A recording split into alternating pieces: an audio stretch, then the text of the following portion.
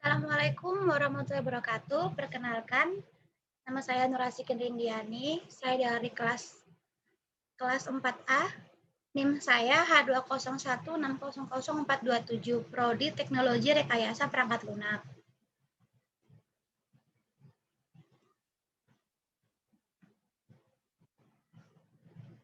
Di sini saya akan memaparkan penjelasan tentang basis data.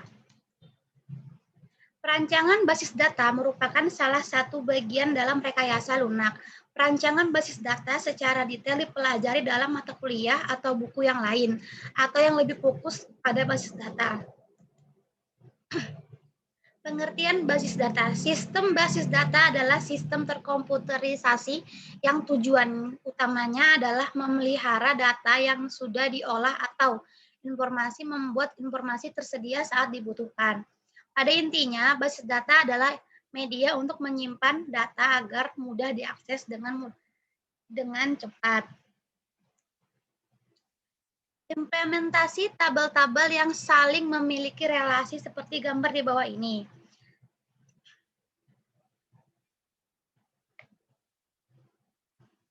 Sistem informasi tidak dapat dipisah dengan kebutuhan akan basis data atau apapun bentuknya, entah berupa file, teks, ataupun database manajemen sistem, DBMS.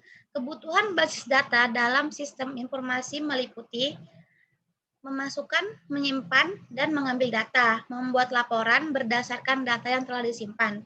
Tujuan dari dibuatnya tabel-tabel di sini adalah untuk menyimpan data ke dalam tabel-tabel agar mudah diakses.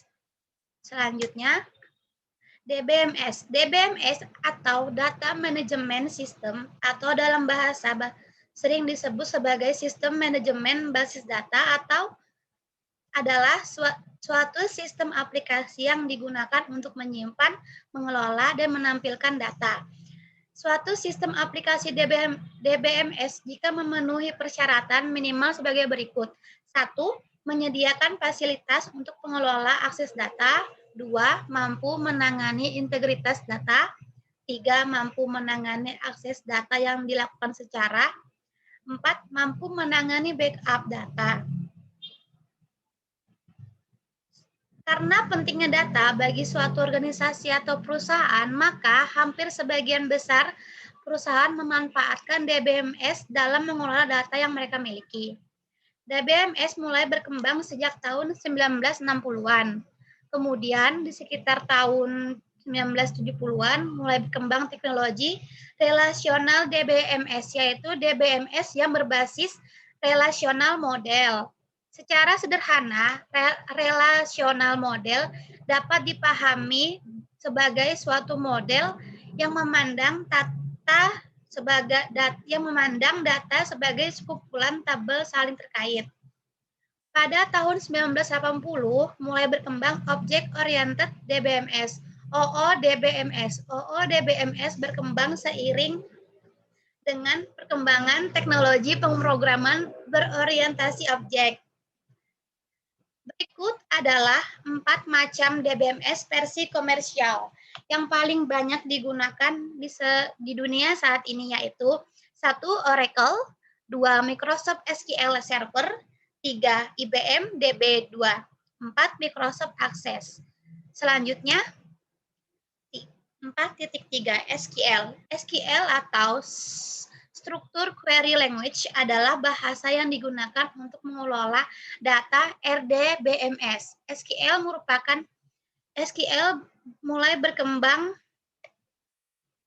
pada tahun 1970-an. SQL mulai digunakan sebagai standar yang resmi pada tahun 1986 oleh ANSI, American National Standard Institute, dan pada tahun 1987 oleh ISO, International Organization for Standardization, dan disebut sebagai SQL 86. Ini contohnya ya. Pertama, memasukkan data. Query di atas digunakan untuk memasukkan data mahasiswa dengan NIM 13501058, nama, Rosa, dan tanggal lahir 1 Januari 1986 ke mahasiswa. Mengubah data atau update. Update tabel mahasiswa set tanggal lahir 1990-0304, where NIM 13-50-1058. Query di atas digunakan untuk mengubah data tanggal mahasiswa dengan NIM 1350-1058 menjadi 4 Maret 1990 dalam tabel mahasiswa. Next. Menghapus data atau delete. Delete from table mahasiswa. NIM 13501058. Menghapus data atau delete query di atas digunakan untuk menghapus data mahasiswa dengan NIM 13501058 dari tabel mahasiswa.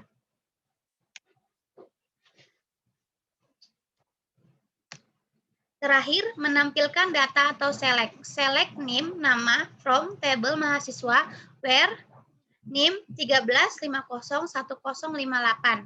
Query di atas digunakan untuk menampilkan data mahasiswa yang tersimpan dalam tabel mahasiswa dengan NIM 13501058. Baik, sekian dari saya pemaparannya. Mohon maaf jika ada yang kurang. Assalamualaikum warahmatullahi wabarakatuh.